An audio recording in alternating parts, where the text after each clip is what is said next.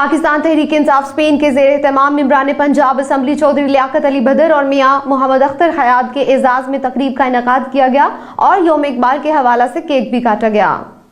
Tehreek Insaf Spain के ज़ेर एहतमाम ममबरान सूबाई असम्बली चौधरी लियाकत अली बदर और